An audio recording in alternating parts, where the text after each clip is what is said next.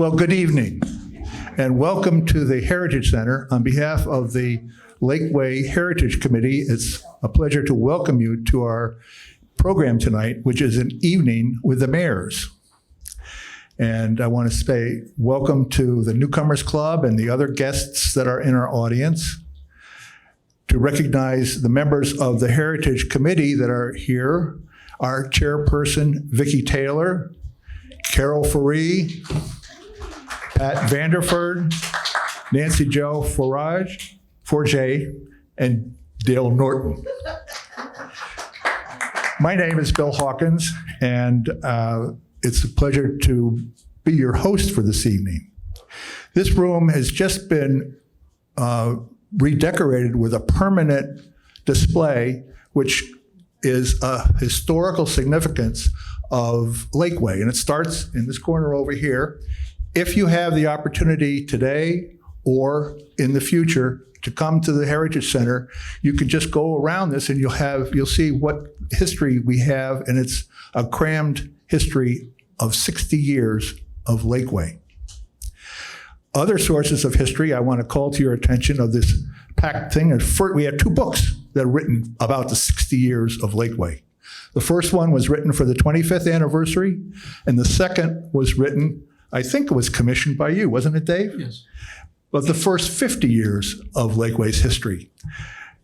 Maybe we'll have a third book at some point. But both of these books have been scanned and are available through the website, through the city website, for you to read online and to search online. So if you or your family has some research that they want to do about the city of Lakeway, it's available through the website, and we can help you with that information. Our guests tonight are two former mayors, Dave DeOme and Joe Bain. Dave served as mayor from 2009 to 2015, and Joe from 2015 to 2018.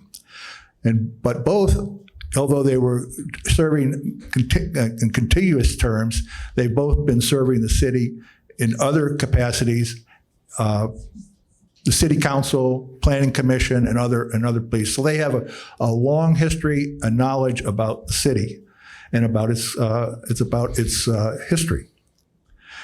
So let me set the stage. In 1962, the founders of Lakeway came to a bluff overlooking Lake Travis and decided to acquire the first parcels of land that would become Lakeway from Jack Josie, a Houston oil man and rancher. The Lakeway Inn was opened in July of 1963, and the first homes were built in that first year. The Lakeway Inn opened in 1963, and at that time, the Lakeway Corporation was really the de facto governing standard of Lakeway. Lakeway is part of Travis County, and in fact, the Travis County executive was our political overseer, but the Lakeway Corporation really ran things at that time.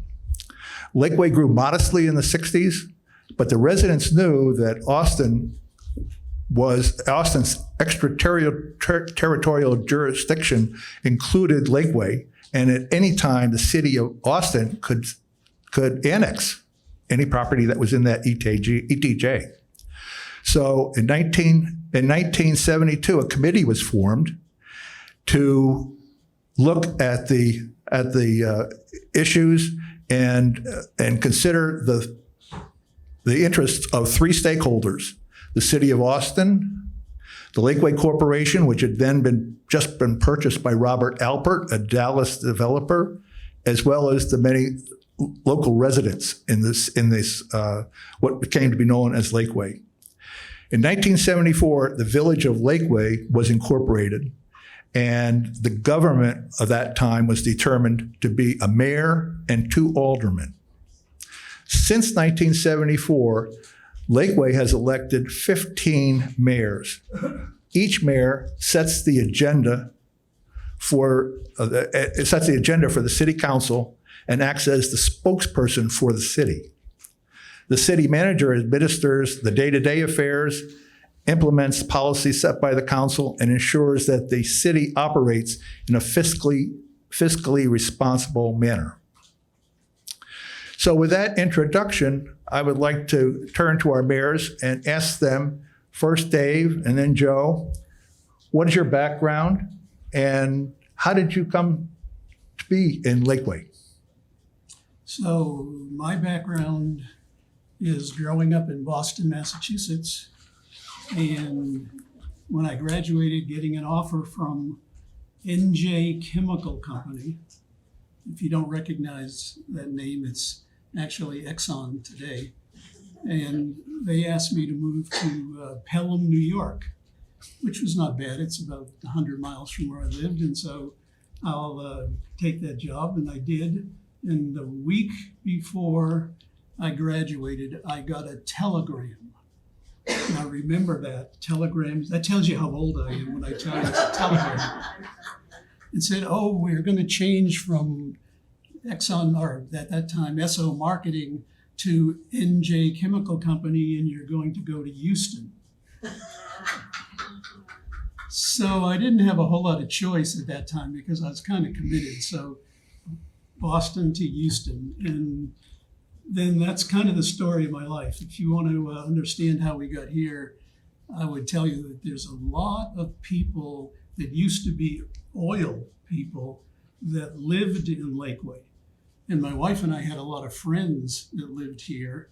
And we moved, or we didn't move, but we visited over and over and over again. My wife never likes me to tell you this joke, but I will. We looked for houses and we looked for houses. She's not here. Yes, she isn't. So that we looked for houses and we never found a house we wanted. And that's because she never found a closet that was large enough.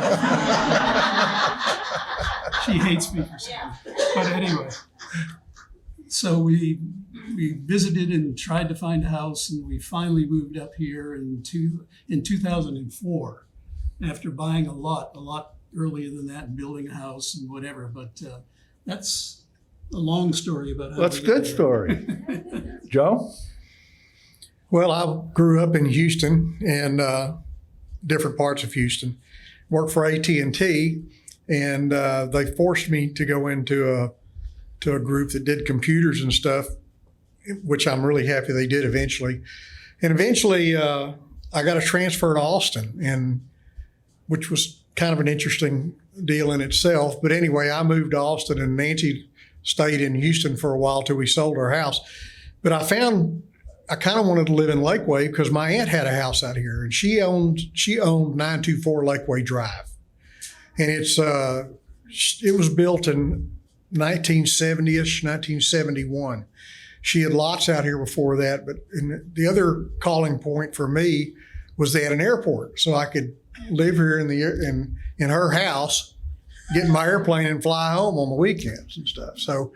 But that's really how we got here. And we looked at other properties out here and around on the lake. And the problem was the interest rates were just, in '88, I don't know, most people don't remember that. And the kids today think that 5% is terrible. You're looking at 14, 15% back then, but we found this house and made a deal on it where I got a 5.5% interest rate. So I was pretty happy with that. Good, thank you. Well, now that we know how you got here, how did you first get into politics in Lakeway? So the lot that we bought was from a guy by the name of Lindholm, Bill Lindholm, which some of you probably remember, but not many. He passed away a long time ago. Bill was actually the chairman of the board of AT&T when it was really a big AT&T. And I didn't actually know that. This is the kind of guy he was. I never knew that until about 5 years after I lived beside him. And one day we started talking about people we knew, and all of a sudden I said to myself, well, how does he know these people?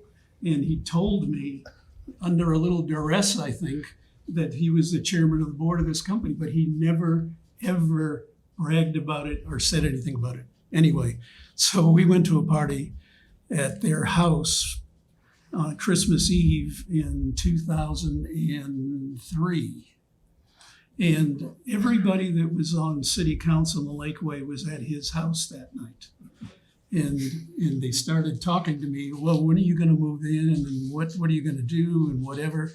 And Glenda Foreman was one of the ladies that was there, and she was a council member at the time, and she wanted me to get onto one of the boards or commissions.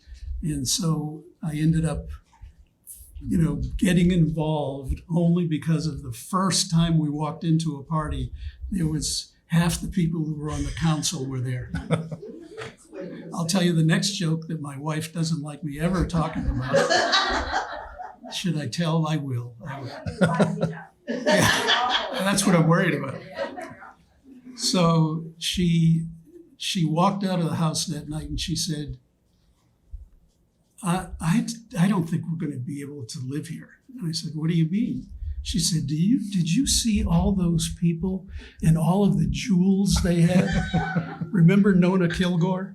How dressed? Oh, fancy dress. She says, I just don't think I'll ever be able to live here.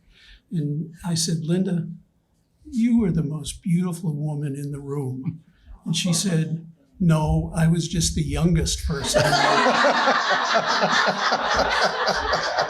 Don't tell her I said that. Joe? Well, like I said, one of the reasons I wanted to move here was because they had an airport.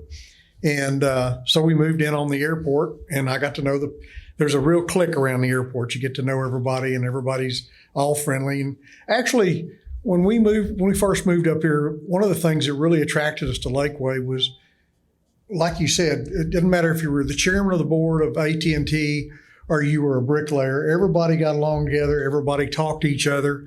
Everybody was nice to each other. There wasn't any cliques or class things.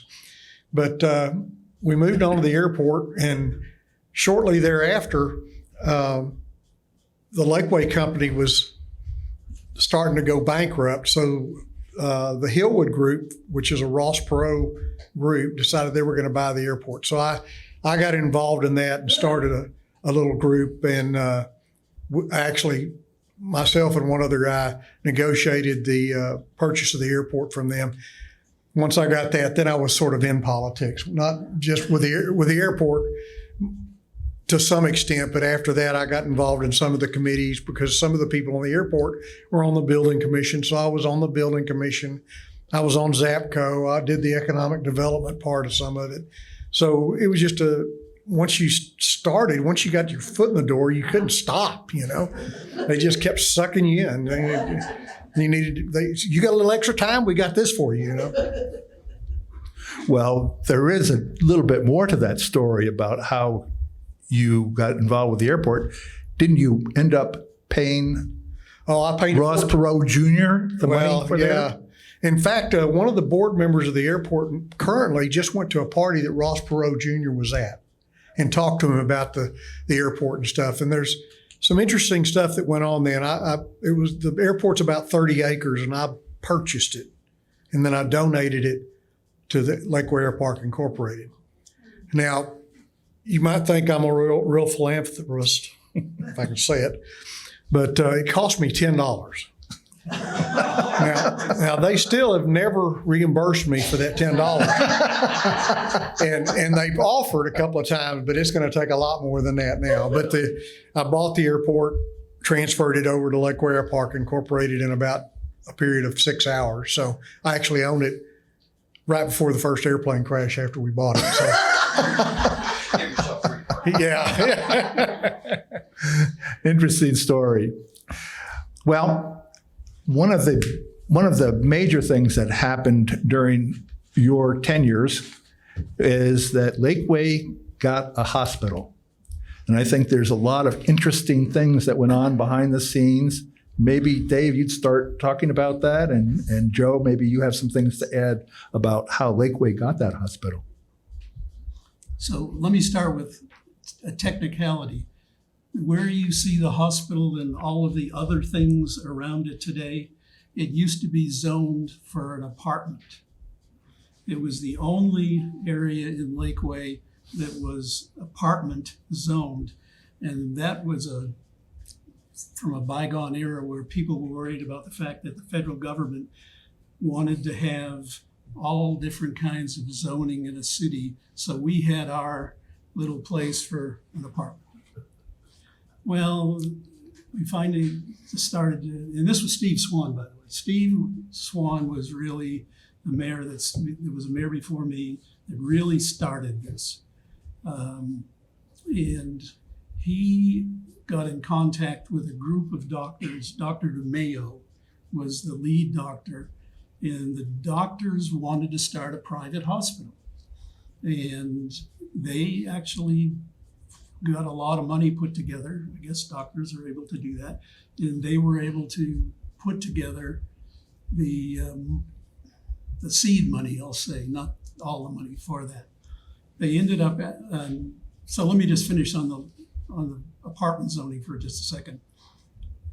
They changed that hospital PUD or something like that. I'm not sure exactly what it was called, but you still had to have apartment zoning. So what the big apartments you see out on Serene Hills in 71, that's where the zoning was transferred to, so that we still had apartment zoning. So if you're wondering how that got out there, now you know. Well, and the other thing is that the apartments where the hospital were, when you got to remember that Lakeway was not very big. It didn't go across 620, and it was as far as they could get it away from them. Okay. Then we got to Serene Hills, and we're looking, where can we get it away from us? And so we put it on Serene Hills. So the doctors put together whatever the business structure was in order to make this happen. And they asked for a loan from the federal government. And actually, at that time, I went up there along with Steve Jones, the city manager at the time, and testified before a group of federal employees, which, by the way, if my impression, the one time that I've ever seen them live and in person, was I was impressed. You know, a lot of times you get people that say negative things about it. These people were sharp people when it came to understanding finances and why you needed to have a hospital and whatever. And Steve and I, our real point on this was that in order for someone in Lakeway to have hospital services, you had to drive a long way. You had to drive around 71, or you had to drive down 620 to 2222 in order to get somewhere. It was a long way. And that really stuck with the people in Washington. The bottom line is they gave the group of doctors a fairly healthy loan to get the hospital going. And if you don't believe you didn't have to drive a long way, the problem back then was there wasn't, you think there's no roads now. There was less roads then, but when we moved up here in 88, 89, we'd have a Life Flight would come in here at least once or twice a week.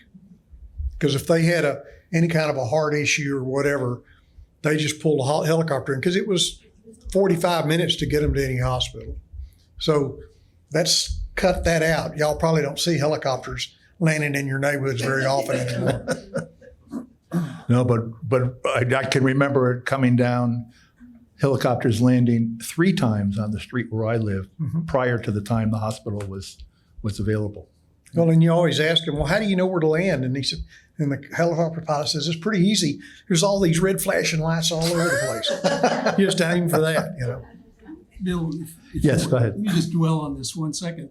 The interesting thing about the construction of that hospital, and you and I both observed certain things that some of them impressed me. The air conditioning system, the ducts in the air conditioning system, they all were delivered sealed and wrapped.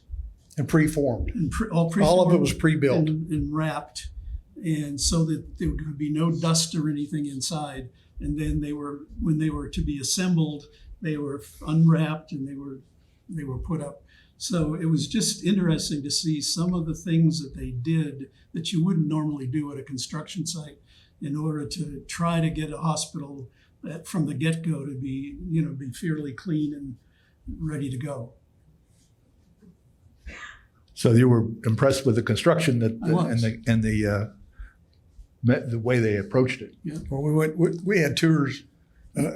I was on city council at that point in time, so we would go and they'd take us on tours of the hospital and show it to us, and it was pretty amazing what they did out there. It really was. It was a really neat way that they constructed it, and it turned out to be pretty good. And it's built so it can be expanded too. I don't think they're even using the top floor still. I think it's still kind of a just in case, Just to keep going on that, just for one more second, they have a very large diesel tank and a very large electrical generator that if the electricity supply goes off, within a couple of seconds, it switches to this generator and the generator comes on and can supply electricity to that hospital for like 2 days or something like that. So, I mean, there's a lot of things that you may not know about in that hospital that are pretty impressive. But they are on a special grid, and the power didn't go out during the freeze, nor did it go out to anybody that lived around them. So. Thank you both. Let's go on to another major project that happened during your tenures, the Oaks Shopping Center. And when we met last year and we talked with Jerry Estorino and Charles Edwards, they talked about the rumors that Walmart was going to come in there, and they put that to bed. And we know that, well, maybe not everyone knows that story, but it will be on the website shortly when we get that edited. But after that, the Oaks came into being, and that was during the time you guys were there, right? Right. So how did that go? So let me think how to start this. I got two ways to look at this. The first way to think about this is where Main Street is today. I'm trying to think of the name, Glen Heather. Yeah. It used to be, the name of the road used to be Glen Heather. It was a road that may have been paved. Was No. it paved? I don't think it was paved, no. It was So gravel. it wasn't paved, it was gravel, and it was actually subdivided. So there was a subdivision in there of, I'm not sure how many lots, maybe 25 or 30, and most of the lots had trailers on them.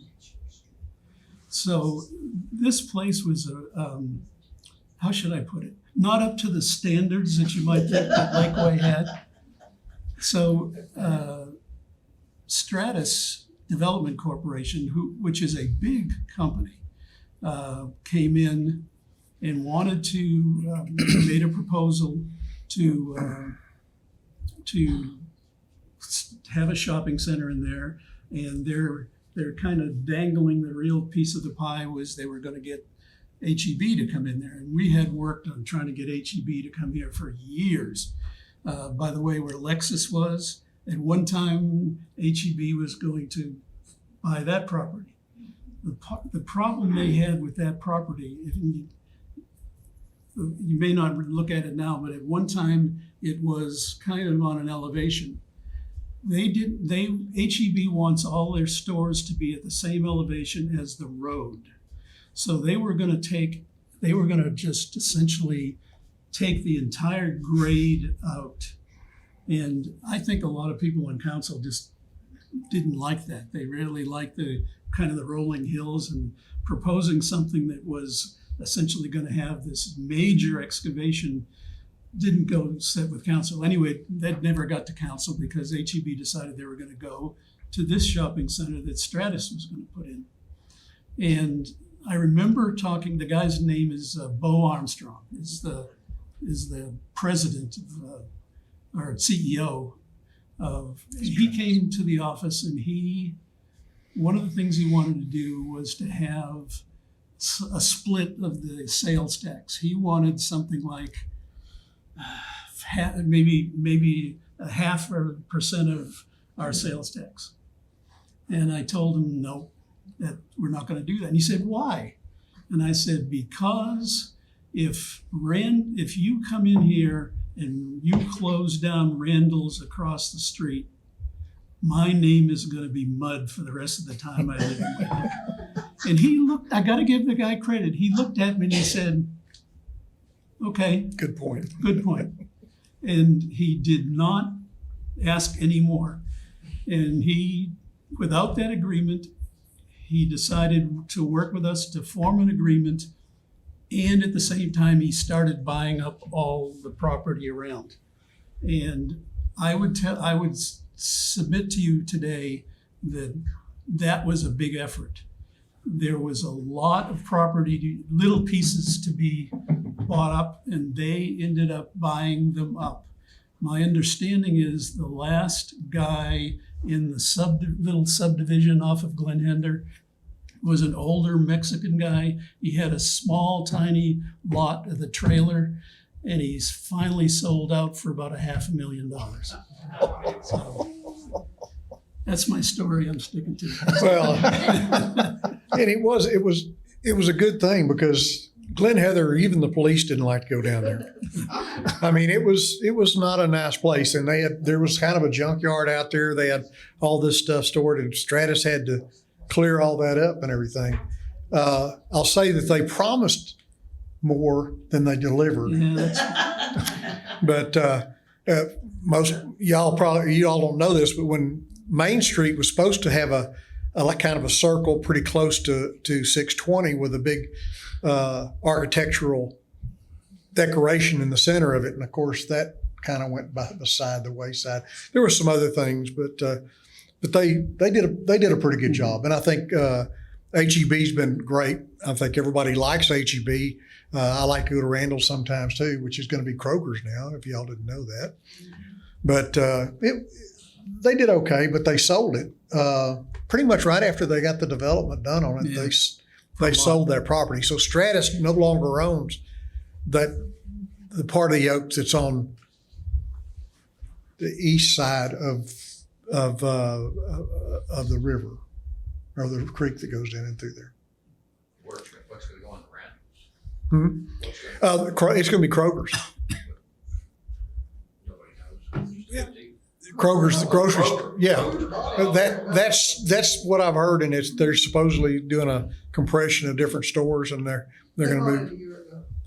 Yeah, I mean, yeah, they bought the deal, so I think it's going to be. I think it'll be fine. I mean, they believe it or not, they say that Randall's is one of their best and most profitable store in Austin, which I can't believe. I mean, Well, they're not as busy as they used to be. no, that's true. No. Well, thank you. Let's go on to another fact that was another item that was built during your tenure, and that is the Lake Travis Community Library. Many of us knew that the library existed in Lake Travis High School for a while, and then it moved to the shopping center where we now call it Chair King Shopping Center. So what was the instance was going on with that library? I know that there was something that was involved with the funding, Dave. So the state legislature, in its wisdom, they put the legislation together that provided for library districts and for the ability for a library district to tax people, but they never allowed a library district to take out a bond. So the library district was sitting there trying to build a hospital with a good revenue stream with the taxes they had, but they couldn't get a bond, so they would have had to pay fairly high rates at a bank, long-term loan at a bank.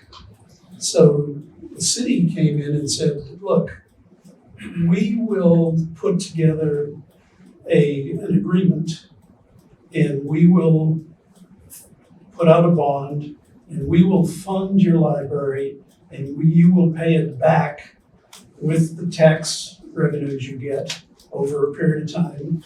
And both the council, although some of the people on the council, I would tell you, didn't quite like the idea. But, Why did you look at me when you said that? no, you were. And the library district, I think they were all for that. That made a lot of sense for them. They ended up, or we ended up putting this through, it wasn't, by the way, the original idea. Comal County had actually done something very similar to this, and quite frankly, we copied what they did.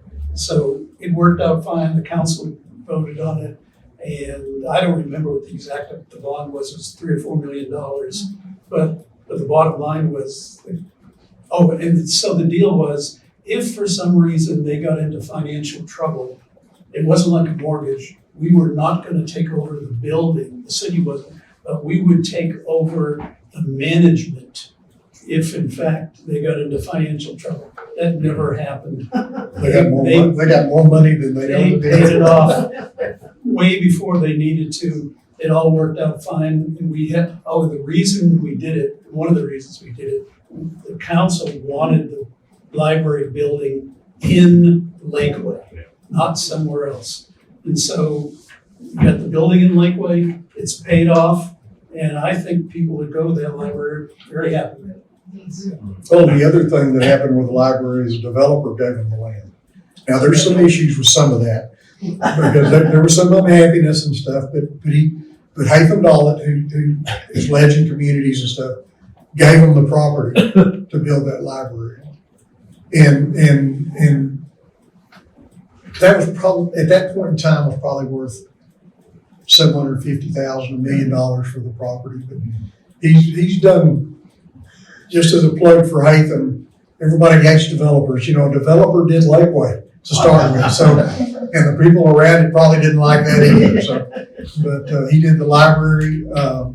He did the right turn lane from Loman's on the 620. He did the skateboard park, and he did the roof for this building. So he's done a lot for the community.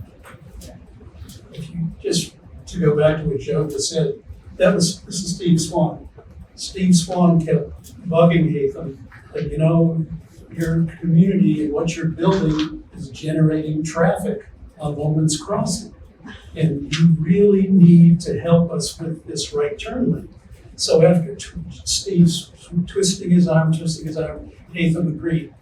What he didn't realize was there was all kinds of controls that had to be put in place. And the whole project cost about, ready for this, about $350,000 for directional lights. Just remember that number, because the directional lights now, just for the lights, are $350,000 to $500,000. That's huge. Well, talking about road construction, I know that we're going to talk about traffic a little in just a moment, but road construction, you shared with me, I think, Joe, the construction of Highlands Boulevard and Flint Rock Road were funded with some assistance from the county. Yeah, Flint Rock is different, because Flint Rock is almost a half Lakeway and half of it is in the county. So that causes all kinds of other issues. But Highlands was interesting because Gerald Daugherty, our commissioner, wanted to widen Serene Hills. He really wanted to widen it all the way from where it ends now, all the way across, which would have made a lot of sense. But the people threw such a fit, they didn't want to do that. So he says, okay, I'll just go down here and I'll build Big Creek Road in Highlands Boulevard, part of Highlands Boulevard. So that's really how that kind of happened. But things happen that you just don't expect, that really you don't understand. Flint Rock was interesting because we did a bond, and the Lakeway had to do a certain percentage of Flint Rock Road cost, and then the county picked up the rest of it. I think we got the best end of that deal. And of course, what's wrong with Flint Rock Road? It's not big enough, is it? Because when we got Serene Hills, now the people are using it for a pass through, and they're going crazy. But for those of y'all that drove down Flint Rock Road before we did the widening on it, it was a lot worse. I mean, we just go down there just to go down the dip. But it took 4 or 5 years to complete the Flint Rock Road project and stuff. But it turned out pretty well. There's problems with it from weight restrictions because the county doesn't want to weight restrict it. And the police and the sheriff's department kind of fight over who has jurisdiction. So, but it was a great service for the community. And Highlands is too, if you think about it. I mean, with the growth that we've had out here, now you actually have another way to get in and out of Lakeway. When we first moved here, one of the things we really liked about Lakeway was there was only one way in and one way out. So the thieves and stuff didn't come in here because they couldn't get out. They had to go out past the cop. And now there's lots of ways in and out. So there's some always good things and bad things about what they do. So ahead. The county funded their parts of that, I think it was like $7 or $8 million through one of these large county bonds that was multi-million dollars. And it was a guy that we appointed, and his name was Dr. Naftalin. And Dr. Naftalin fought a courageous fight and finally won the $7 million. And we actually have, Vicki, a sign somewhere that is supposed to go up on that new property that has Dr. Naftalin's name, gives him credit for the fact that he was really involved in getting the money for that to come through. Continuing on with the traffic. Traffic has been a problem on 620 for a long time. I can remember when I moved here 26 years ago, I'm not sure there were 4 traffic lights between here and Four Corners. Probably not that many. But now it's changed a lot, hasn't it? But during your administration, you appointed Joe to the Campo board, which has to do with or maybe you may not have had the right to appoint him to that, but who influenced that? I didn't appoint it. So Joe had mentioned the name of Gerald Doherty. He used to be a county commissioner, retired 4 years ago. Yeah. One point I'd like to make right here is Gerald Doherty was a good friend to Lakeway. He helped us in any number of ways, especially funding of roads. And he asked me he decided to have a small, or he's able to talk the council and our commission into having a small city representative on campus. And he turned to us for that representation, and Joe was the representative that did that.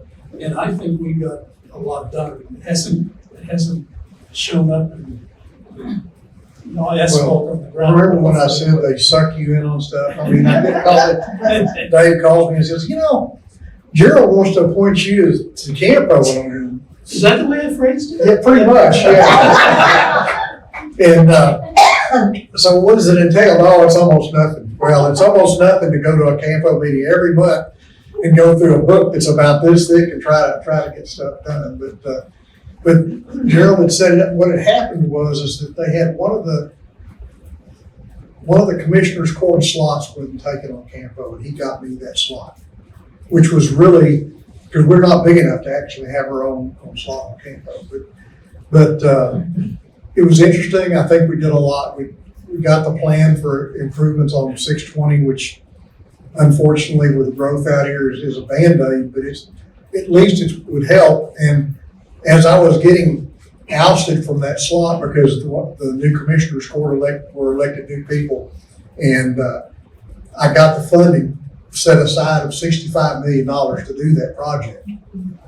Now, the problem with that was that shortly after that, they decided they needed more money for the 35 construction. I'm sure y'all drive 35 every day and notice all the improvements our $65 million has done to I-35. And I mean, it's almost nothing. But after my administration, there was nobody really lobbying to keep that money and keep it going. So now I think it's going to start in 2028. And that depends on if the bonds get funded. But it'll actually be 6 lanes. And another thing that was of peculiar interest to me was that they also because of some federal regulation, have to have a bike and pedestrian lane on each side of 620. So that adds another 10 feet on each side. So if you know where the boat place is on 620, the edge of the road will be under the awning where they store the boats. That's how far it is. So it's very expensive. The right of way was very expensive because of that. And if any of y'all are going to ride a bicycle or walk down 620, I think you're crazy. I'll just tell you that right up front. But that's what it's a requirement now. Now they think they need to do it. So, but hopefully by then I hope I live long enough to see it. But I'm not sure I really want to, because the construction process is going to be terrible. The construction you're talking about will begin in 2028. That's what I'm heard right now. If it's funded, And I think it's part of this bond that the county's actually got going right now. The county moves very slow, like syrup. And we'll get into that on another deal, but the costs have gone up significantly. I mean, it was gonna be, we were gonna be, thought we could do it for $65 million, $70 million. Now the price is $135 to $150 million. So that's what happens when you delay these projects. So it is what Are it they gonna is. expand both sides or Yes. just go, they are gonna go? Yeah, in fact, I'm also on the board of directors for Austin Telco, and we've already sold the easement where the Austin Telco building is, so they can go out farther on that side, which is the east side. So where the Lakeway Automotive and all that is, it's gonna go that direction. Define Lakeway Automotive. Where Dave Drive is, just on Okay. the other side across from it. Well, yeah, but it ends not too far past that. But they're gonna still take 10 or 15 feet that way. Yeah, they will. Yeah, but the 620 improvements end about 300 or 400 yards outside the city limits of Lakeway, and they go all the way to BK. But that's another interesting problem we've got. So all that traffic is going to have to compress back down into 2 lanes. But where would it go? Because you know they put the 4-lane bridge across where the dam is. How many of y'all drove across the dam when it was? Okay. Everybody said, "Oh, this is great. I can't wait till we get this road built." And I said, "Man, you're not going to like it." We went from 3,000 population to about 10,000 population in 2 years because nobody wanted to drive across that dam. But the problem now is that the bridge is not wide enough for them to widen it. They'll have to do more. And the environmental people, I don't think that'll happen anytime soon. so the 2028 construction begins in 2028, maybe. How long will that construction take, do you think? I'm guessing 3 to 4 years. And it'll result in road improvements from BK through the city of Lakeway, The city of Lakeway. but probably not Past the the city Hudson of Bend, No, it won't go to Hudson Bend. Not unless they change something. current plans. Yeah. Who knows? We're only 20,000 population now. So we will probably have traffic problems continuing as a result. Anyway, let's go on to another topic. One of the items that is very important to the Heritage Committee, but also to the city of Lakeway, is the Lee Bell Cabin. And during your administration, Dave, I think the property was donated, or not the property, but the cabin was donated with the stipulation that it needed to be relocated before the end of 2012. What was going on there? This is not my happiest time. Oh, sorry to bring it up. We're all very happy that we have a cabin, so. So am I. So this was really part of the Oaks Shopping Center, the purchase of the shopping center. There was this Lee Bell Cabin, who, by the way, I don't know how many people have looked at the history of this, but we have a guy that came from Illinois that built a cabin in Lakeway. When the Civil War started, he went back to Illinois. When the Civil War was over, he came back to Lakeway and lived in this cabin. I wish I really knew the whole story about this guy's life.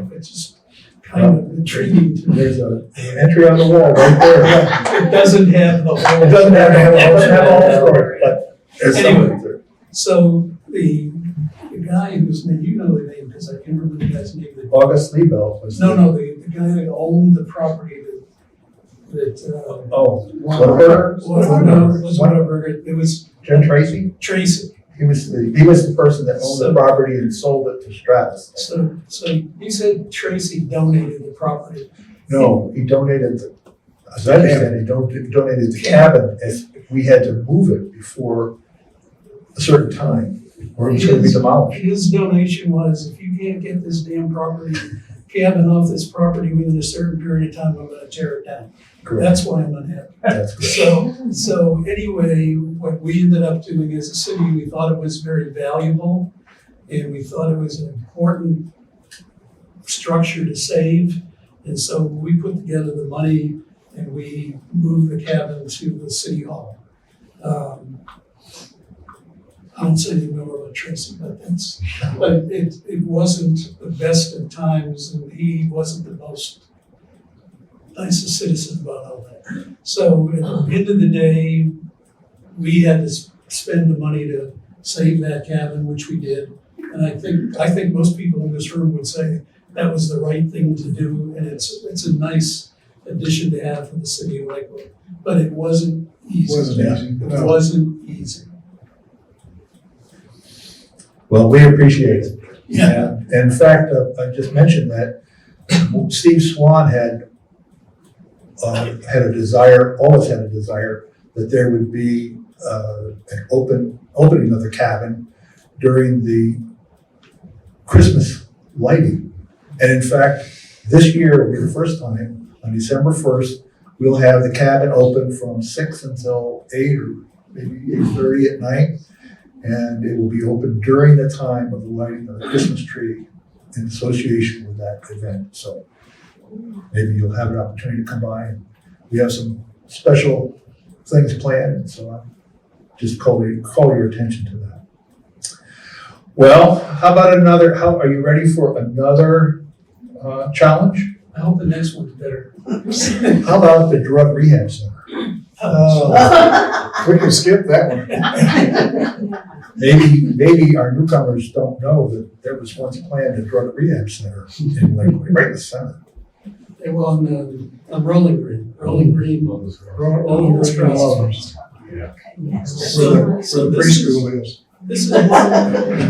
This is one of my lessons of never assume anything. That area, that corner, was owned by Legend Communities, and I had been told that they were going to build a dentist office. So that's what they're going to do, right? So I see the construction fence around there, and I never thought anything about it. It's a dentist office. And about a week later, somebody says, no, that's going to be a drug rehab center. I said, it can't be. It can't be. This is the one, this is sometimes you have employees who are the greatest employees in the world. And this is an attorney whose name was Shannon Burke. Shannon was the head of director of BDS, and he did a great job. However, this one time he got an application for a drug rehab center, never said anything to anybody, and approved it. And the bottom line is that I remember going into Steve's office, Steve Jones, the city manager, and saying, Steve, this is not going to work. And Steve actually found a way to pull a permit, which obviously didn't make the person developing it very happy at all. The end of the story is the council was so angry with Shannon that Shannon left very soon after that, which in some ways was unfortunate, but now you know in the inside story. He left. We got into a couple of council meetings, which were strange because the people that were the owners of the permit, of the entitlements for this area, and needed to come in and argue for them, never showed up. They sent their lawyer representatives, which is not the right way to deal with council. You got to have the owners with a stake make a presentation. They never came. So you can imagine what happened. The council said, nope, you're not getting your permit. And but that was all behind the scenes. The council never really wanted it. They worked hard to make sure it didn't happen. But the people in the community, and I don't blame them, the people in the community said, oh my God, what has the council done to us? And there was a lot of angst about this going in there that unfortunately probably should have never happened, but it did. So there was 2-3 months of angst in the community, unfortunately, but finally we were able to pull the permit, and we tried to do a couple of other iterations with them. They went to the hospital people and asked if they could form some kind of a building on the hospital grounds, and the hospital said no. So that tells you something. So at the end of the day, they left town. And Hatham bought it back. Oh yeah, and Hatham bought the property back from them, and the city did settle with them. We did some kind of an agreement with them that I remember going to a lot of depositions or meetings and stuff. We settled with them. Hopefully it'll be something happier now. Yeah, how about this is the next one is the new police station. Now that was initiated under Joe, how did that go? David started this in his deal, started looking at it, but the problem was the interest rates were too high, and he just decided, it wasn't a good idea to do it right then. Even then we were looking at how much it cost the citizens of the city to build stuff like this. And so but we got into this, and we decided we needed a police station. And for those of y'all that don't know, the police station used to be where the old city hall is, where the court system is now. The courts were on top, the police station was underneath it. And it was terrible. I mean, the police officers would go in there and eat a meal at a table like this, and on the front row is where they had people chained to the bench, and they'd be cussing at them and spitting on them. I mean, it was just, there wasn't any rooms to do interviews and stuff. No security at all. So anyway, we started this, and so what do? We went around to how many, 7 or 8 in Texas? A lot. Yeah, a lot of different police stations in Texas to see what other communities had done. And one of our goals was to not build something we had to add to. We wanted to build something then that would take us to where Lakeway was going to be built out. And we knew pretty close to what the population was going to be because we were landlocked pretty much. So we went around and we decided on all that, and we looked at the thing, and we had it designed. We had a company come in and design it. Really did a first-rate job on all of that, and we had a bond. And luckily, we worked really hard on that bond. Dave was involved in all that, all through this, and it passed by 9 votes. It was a big margin. And people, they just didn't think, they thought it was too big because it was built when our population was about 11 or 12,000. We built it for 20,000. Well, guess what our population is today? 20. It's 20,000, and they pretty much filled up the police station right now. So I know they're wanting to do an improvement on the city hall because they built the city hall to what the population, what it was at the time. To do the improvements on the city hall is going to cost 3 times what the original building cost. Now, we got the building, we got the bond passed, we got we hired a contractor that was what did they call it was a guaranteed price. We probably paid a little more because it was a guaranteed price and a guaranteed date. Mm-hmm. And it was a major contractor that did it. And believe it or not, we came in on time and under budget for the police station. Which, how many times have you ever seen a project come in on time? And I mean, once they got started, they went after it and they got it done. So, and I think that if y'all haven't had a tour of the police station, you need to go see it. It's really a nice facility, and it's big enough to handle the city of Lakeway. I think one of the interesting aspects that you shared with me earlier is that the 911 service is service here in Lakeway, but it goes beyond Lakeway. That's true. We have our own dispatch center, and that was one of the costs of the police station was a dispatch center, and just the consoles were what they were like a million. $100,000 $100,000 a piece each for the consoles that they use. We went through a problem area there where we didn't have enough 911 calls to justify a call center for 911. And the problem was everybody just called the direct line. They didn't call 911. They all had it, and they all had it memorized, and they just. So we actually had to pay. The city had to pay for the first year, maybe a year, maybe 2 years. I don't know, for the 911 service. But after we told everybody to quit calling the direct number and call 911, we were way over. But we also dispatched for Bee Cave, and we dispatched for Westlake ISD. And I'm not sure, we may be doing Lake Travis ISD now. We are. Yeah. So it's a big deal, and Bee Cave actually has more traffic in the dispatch center than Lakeway does. But we get paid. They pay us a proportional amount of whatever it costs us. And it's worked out really well. It's worked out for the city. And when you call 911, you don't have to wait on hold for 10 minutes to get calls in either. So we have a good situation there. It happens and it works real well. So you can tell your neighbors, this is actually important because at some point in time, I can't remember the date, it was maybe 6-7 years ago, as Joe said, there wasn't enough calls. So the county was going to take away our 911 access and Run it do through all of the calls through the east side of Austin. Is a great big emergency center over there. I mean, it's first class and everything, but guess what?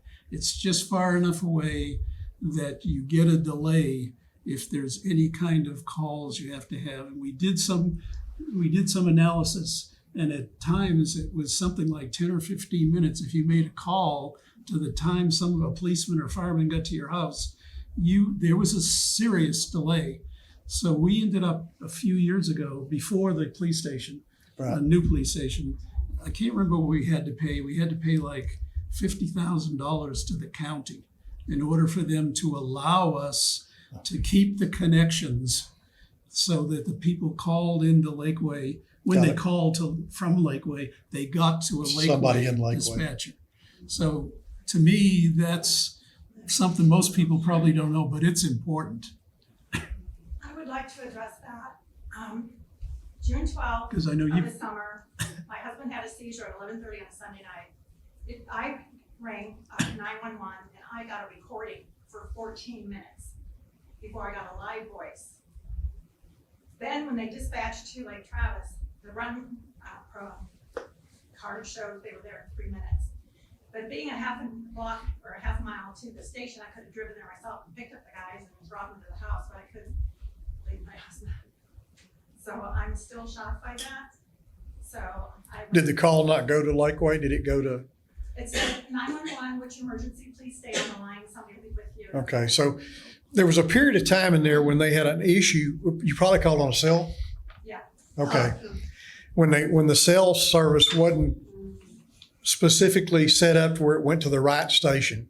And that's probably what happened with that. It probably went to the Austin 911 service, and then that's where the delay comes. Right now, the call-in time, if you call 911 in Austin, you're going to have a 10 or 15, 20-minute wait a lot of times. And they won't even dispatch. Huh? no, Supposed to call from the landline? You should. No. Well, You don't have- it should be fixed now. I mean, it's been fixed for several.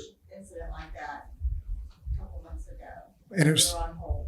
Well, then it shouldn't be. And you should talk to somebody about that. I know it's not your problem. yeah, I'm out of that. But if you dial from a landline, it should route directly to our call center, and it should not,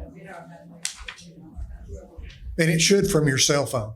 What part of Lakeway are you in? Well, where it happened was on, Capri. Should work. Should When work. you say a landline, what about voice over IP? So is that gonna be a landline or is that gonna act like a cell phone? That will act like a landline. That should identify back to that address. The cell calls don't identify to an address. But they've positioned the cell service towers now to where if you go into that tower, it should go to the right 911 office. Go to Emmaus. Yeah. Yeah. Let's talk to you afterwards about the details on that. Be interesting to know Yeah. what they are. Okay. Well, we're going to have an opportunity for our audience to ask questions, but I wanted to bring up the topic about the new sports park that was just opened recently. And I know, Joe, that was very important to you, and you think it's very important to the city. Well, I think it's really important to the kids. And Dave's administration did the bond that purchased the land for the sports park. And it's how many? It's about 50 acres, 50 or I 60 thought it acres. was 60 acres. 60 acres, something like that. Well, and he donated 20, so it's 80. Right. Yeah. So it's a big portion of land for you. If you don't know where it is, where Bee Creek Road jumps off of Highland, if it's right to the northwest of Bee Creek Road in Highlands. But we got that when we had this idea that we were going to develop it as a park, and we knew that the lake, what is it, the Like Travis ISD? no It's the LTYA. LTYA wanted it. Well, we got to really looking at it, and we decided it was going to be more than the city really wanted to tackle.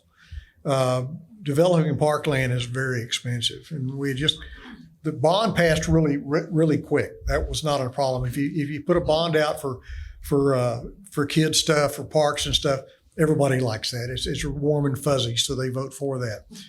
But so we started talking to Gerald again, and Gerald just happened to be a baseball player. He was a pro baseball player and did stuff with some of the parks around Austin and everything. And he said, well, maybe we can work out a deal where the county will develop that. And that's what we did. They said they would supply, if we would rent it to them for $1 a year or whatever it was, for 100 years, they'd build the sports park out there. And it was supposed to originally have 7 fields. And remember I told you how counties like molasses? Well, it turns out that by the time they got around to building it, the costs had gone up that we only got 5 fields.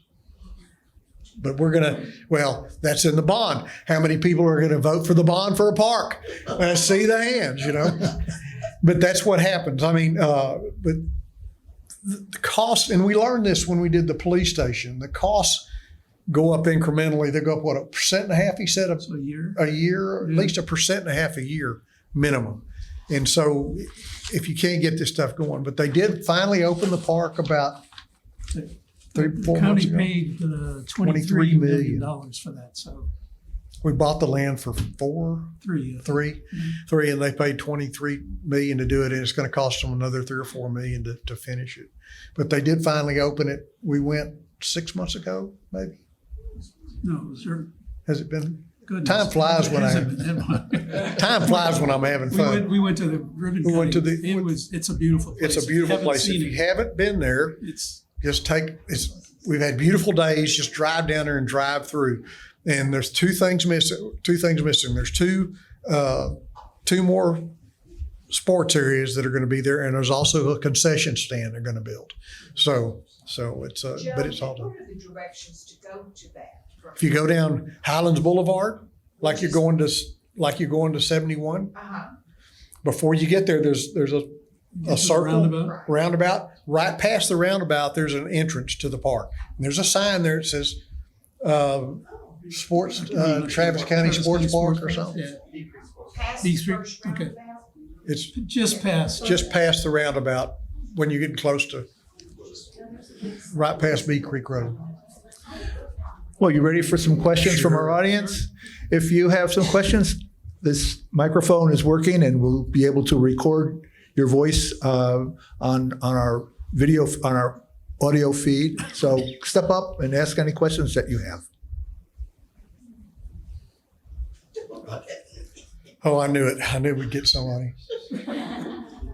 So I have a question regarding what sort of say-so does the city have over how developers will develop an area? And in particular, I've noticed that it seems that for a time, people went to great efforts to try to preserve trees and whatnot, the natural landscape as much as possible. The newer sections, I see they're going in near Rough Hollow, and it's just literally just bulldoze flat. They build, and then presumably they go back and they try to plant something else. But is there any sort of control over how the developers develop a project? There is, and they developed, all of that is done in what they call a PUD, which gives them some relief on that, but they still, when they surveyed, for instance, Rough Hollow, what they found was there wasn't any large oaks. They protect the oaks that are over 24 inches, something like that. If it's over 24 inches, it's considered protected, unless it's diseased or something. They got to build around it. But what they found out there, that it was mostly cedar and smaller trees. Trees that are this big around are not protected. So that's where that comes from. But anywhere you build in Lakeway, even with a PUD, has some restrictions on trees as long as they're a certain size. Okay. Well, and the other thing is that they're required to replace the trees. So you have a tree of X diameter, you have to plant a tree of the equivalent diameter or two trees that add up to the same diameter. So you may see something during construction that looks like it's a battlefield, but at some point in time, as the houses get built, they are required to plant trees equivalent to what they took down. But only the hardwoods. Only Howard. So if you That's see sort of cedars are like fair game to be just taken down. But at the same time, they are required to replace the trees by a certain number of hardwood trees that I think you've seen in a lot of places. Once the development gets going, they look a lot better because they're required to put in plantings. If you notice the HEB, one of the reasons that they built those deals where the trees were that died was, but I mean, they had to keep those trees there, and then they built these big rock things around the trees and where they cut down into the ground. And of course, they didn't water them, and the trees eventually died. A lot of them have. There's still a couple of them that are still alive in there, but. So if you look at HEB, go to the back, which is Medical Drive, and there were a whole bunch of trees that were planted, and then they died, and then they stayed dead for about 2 years. Yeah. They've been replanted again because they were said, hey, those are died, you didn't take care of them, you got to replace them. So they have to take care of them, and they have to replace them if in fact they don't take care of them. Other questions? Any interest in okay, go ahead. I'll ask two. Okay. Go ahead. Given our current drought situation, I mean, just looking forward to the future, and all the growth, do we have enough water? Well, so you're going to hear, the answer is yes. If you, I'm trying to think if I should ask the question or just answer. So if you're thinking that the high rise in population is what's causing our problem, it's not. The actual number of gallons of water that are used to keep our people, cleaned and bathed and enough water is actually very small. The big number is the farmers down west of Houston that grow rice that most of them export using United States government funds to other countries is what is taking all that water away. Now, about 3 or 4 years ago, there were new rules set in place which required a shutoff of the water to the farmers if the level of the lakes, Buchanan and Travis, to get collectively to a certain level. It has been reached like in June of this year. So the farmers did not get any water for a second crop this year. And the way it is going right now, they won't get any water next year. We'll see what happens. Well, the other thing, I hope that helps. the farmers get the water. I mean, they pass through a certain amount of water. They're required to pass through some water just to feed the estuaries downstream and stuff too. But the thing is just as big as that is evaporation, which is amazing. I mean, they've looked at ways to put a film over the lake. I don't know how that would work, but you know, they put some kind of chemical on the lake that would stop it from all the evaporation, but I don't think. LCRA has a plan. LCRA's plan is it's going to rain. Okay, and I tried to get on the LCRA board. If you ever go to an LCRA board meeting, it's pretty interesting because they've got like 18 people on the board, 18 or 23, something like that, some huge number.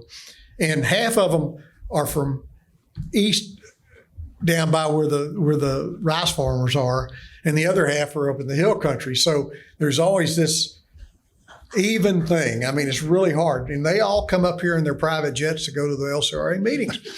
But it's an interesting conundrum that they've got. I mean, they do have some rights down there, but the other thing that I learned when I was at some of these meetings, which just amazed me, was, you know, they have to flood the rice fields, which I'm not sure how many rice fields they even have now, but they flood the rice fields, and it has to have like 6 inches or 3 inches of water for the rice to start. Well, they've never done any conservation down there, and they have to flood some of the fields 12 feet to get to the edge because it's not level. So it's a lot of water. So then they built you're getting a lot more out of this than you wanted. They built a reservoir down there. Actually, we built the reservoir down there to store the water for them so that they wouldn't have to take all the water from us. And that was interesting engineering because they have to pump water into the reservoir and pump it back out, which I think that's kind of an interesting deal. But the other problem is the reservoir leaked. So now they're rebuilding it. So, but they're not going to get water unless we get a really good rain. I mean, I've seen the lake come up in the time that I've been here. It'll come up in 2 or 3 days. And the next thing you'll have is they'll be worried about it flooding. So, I mean, it's interesting. You can go on to the website for the LCRA, and you can actually get a report every day of what the levels are of all the lakes. And this summer, it was very interesting. In every one day, you could get a 6 or 8 inch drop in the entire lake level. Think about that for a minute, how much water that is. And most of that water was evaporation. Yeah. So, because if you go on the website now and look at it, it doesn't hardly drop at all. So it's the one thing that people don't realize is the farmers, number one, and evaporation in the summertime. The number of gallons of water that go into the Lakeway mud into the Austin water district it's not as much as you think. It actually is it's a lot of water, but it's about maybe 20% of the total. Don't they have contracts though? Like, isn't that the problem? There's some sort of long-term contract. In Austin there is. Well, there is. Oh yeah, for the, Yeah, yes. there's some sort of long-term 50-year contract or something. But they city of Lake- renegotiated some of those contracts. That's with one. And I can't remember the name, but one farming group has a very long-term contract that can't be broken. All the others are not on long-term contracts. And they've been renegotiated over the years. In the back? Hi there. Can you come up to the mic? I think they're trying to record it. So my name is Chris. I sail on the lake. just about every weekend. And so the water is a big issue for us and all the sailors, and not boating, but sailing. So we need that water. And so one of my questions is, are we thinking about working with other communities like further out where the development isn't quite so thick just yet, about building some more reservoirs so they're not taking from our water as we move west, and that we actually have a better supply of water? Because I came from another state that hadn't built a reservoir in the entire state in 42 years, and they have a lot of water issues. And so it is real important. I'm just wondering, you know, are we working with other communities in the LCRA to do some planning on that? Go ahead, Dave. Take that one. As far as I know, the answer is no. I bet the This is- LCRA is to some extent. To some, well, but let me just, I'm maybe not answering your question, but I will point out something to you, and that is that up in the San Saba area, kind of in the headwaters, if you will, of the Colorado River, a lot of people are now, farmers are now building holding ponds. And a lot of these holding ponds are absorbing the runoff of the rains that are taking place and diminishing the runoff that comes down here. So actually the reverse of what I think you're suggesting is taking place. And that is that a lot of the private people are actually building their own reservoirs to protect themselves. And it's to some degree Costing diminishing the opportunity for us to try to raise the level of the water. Well, and also, I just saw on KXAN, I think, where they found some illegal dams that they're trying to do something with too. But I really, honestly, I don't think there's been enough runoff to really replenish the lake. I mean, there's, you know, even when we had the rain, we had 1.5 inches of rain, you know, give or take, and the lake went up 2 inches. And it went down those 2 inches in the next week. So, I mean, and we're not letting water through. They're not even generating power on the dam. So, or if they are, it's very little. So it's a catch-22 thing. And else, like I say, if you go to talk to LCRA, their real plan is it's going to rain. and it will, but I just don't know if we'll make it. We're seeing a lot of drought here. For those of you that haven't lived here for a while, we had a severe drought in the mid 90s, and It filled up in 2 weeks. yeah, it did. Well, in We were worried 2000, about letting water out. in 2015, when I was elected, I filled it up within about a week after that. But the drought was so severe that we had deer dying, and that's one of the reasons we started we weren't going to talk about this now, and I really am not going to get very far into it. But we started the harvesting of the deer because there were just so many that they were dying, and it was cruel for them. So, and we're not doing that now. But if this drought persists, you'll start seeing dead animals. So, Pat, did you have a question? Yes. Oops. I want to go back to Bo. And you mentioned this, but whatever, you said that Stratus Properties has sold all of the Oaks property. But what about Main Street going on through that Bo was supposed to have done with the PUD? How is that? What's happening with that? okay, he still owns that. Stratus still owns that property. The PUD requires that he build that road. But they signed off on the PUD without him doing it. Well, no, they just didn't put a time frame. The mistake was we didn't put a time limit on when he had to do it. Okay. Oh. So now what they've done is they've guaranteed that to get him to say that he would build the road, they're giving him $1 million of your tax money and allowing him to build 200 and something apartments there. Yeah, I knew that. Which So when is I don't that gonna personally happen? think that's a good idea, but that's just me. When is it gonna happen? Well, that's a good question because one of the previous administrations also passed the law saying he had to start it. You hadn't heard about that, have you? And so I think that they found out that they couldn't really do that. When is it going to happen? Well, right now, the big holdup, Dalit is busy on his part. Yeah. You know, there's about a 300 yard or 200 yard section that's still just green grass and trees and stuff. Evidently, there was a problem with the Water District 17 lift stations in there. So that stopped the construction right there. So they're supposed to have gonna fix that, and supposedly then it'll go ahead and cut through. Whether or not he'll do it is questionable. So it's costing him money. They got plenty of money. Well, if you can have plenty of money, they do. But it requires a bridge. Yeah. There's a little stream back there. If you haven't ever, if you go down where Medical Center Drive is, and go to where one of those cutouts is behind HEB, I think. There's a walkway that goes around one of the ponds that's back there. It's a real pretty area. But there's also a creek, and they have to cross that creek with a bridge. So it's not cheap. It would have cost him $1 million 5 or 6 years ago. It's probably going to cost him $5 million now to do it. So, or maybe more. Does he have the $1 million that we told him we'd give him? I Does don't he have think, it already? I am not in the current administration. And they, believe me, they don't share a whole lot of information with me anymore. Really? But I don't think they're gonna pay the money until it starts.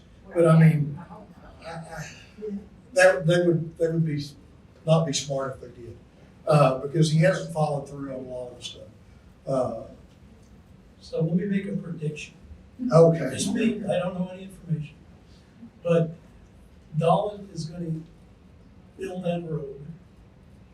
When that road is built to his edge of the property, and there's about 1,000 feet, maybe even less than that, between the end of his road and where the end of Main Street is, people that are renters, like HEB, in the Oaks, are gonna start beating on Stratus to get this road done. So I will say, my prediction is, it won't be until Dalit gets his road finished, and then the other one will get finished. And a little backstory, for those of y'all that want to I'm hear. not sure I was gonna go. You're not gonna go there? And when we started with Dalit, he always had this vision of this town center, which is what he's doing right now. It had a little bit higher density and a little bit more commercial when I was in office. And he was gonna build the road all the way through. He said, I'll build it. If you'll let me do this, I'll build it. And Zapco turned him down. And so that came away. But he's at it. He's gonna build his part. There's no doubt about that. Hasn't that been going on for 7 or 8 years? Which, No, when he first started talking Oh, about yeah. it across. yeah, it's been going on since at least 2015 or Yeah, that's what I'm saying. 2016. And Yeah. back when we were talking about the police station. The plans that you see on the books today are a little bit different than they were 8 years ago. They're almost exactly the same. Well, let's continue this offline because we've reached the end of our time that we had planned. And I want to say thank you to all of you who joined us tonight. I want to give a special thanks to our mayors who joined us and shared their insights. I think we all learned a lot. I learned how impressed I am with the preparation and the insights that you have given to your terms in office. And this is a volunteer position. And it's just amazing. Oh, you got paid? We had candy dishes on it. We didn't even get candy tonight. And I want to say thank you so much for being here tonight, but also for your service to the city of Lakeway.